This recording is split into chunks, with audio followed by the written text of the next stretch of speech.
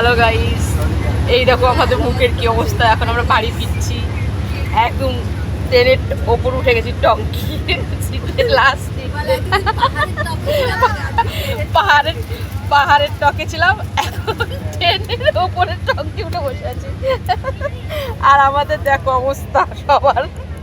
ভালো ভালো দে সুস্মিতা, সুস্মিতা হ্যালো বল শিগগিরি।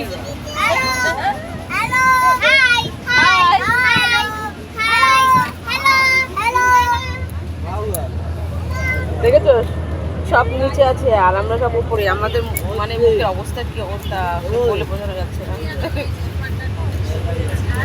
সকালবেলায় পটি করতে যেতে পারছি না, একদম এত ভিড় হয়ে গেছে, সব উঠে গেছে আমাদের সিটের মধ্যে।